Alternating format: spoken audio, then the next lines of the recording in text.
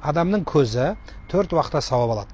Біріншісі Құранға қарағанда, екіншісі Қаратас Қағбаға қарағанда, үшінші ата-анасына қарағанда, төртіншісі кез келген нәрсеге ғибрат көзімен қарағанда.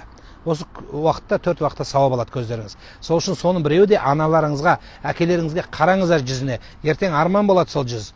Бүйтіп суретіне телміріп қалатын боласың. Аваңа суретін қойып, мына бетіне, телефонның бетіне суретін қойып, бүйтіп свайп жасап қана сипалайтын боласың. Анаңның басын барыңыз сипалаңыздар. Құшағынан әбден қаныңыздар, құшақтап тұрып жылаңыздар анаңыздан. Сені келтіру үшін, сен ішің ауырғанда сенімен бірге жылаған талай. Анам аман бол деп жылаңыздар. Дүниеден өтіп кетпей тұрып, қасында тұрыңыздар. Көз жастарыңызды қуанышқа төгіңіздер. Өлгеннен кейін жылағаннан пайдалы жоқ. Сондықтан тірісінде құрметтеңіздер. Қымбат шампундарды алып беріңіздер. Шашын өз қолыңызбен жуып беріңіздер.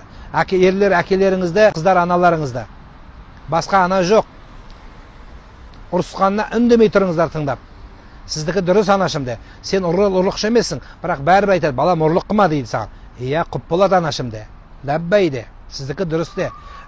Бауырлар, мамам ұрысты, әкем ұрысты деп ренжи бермеңіздер.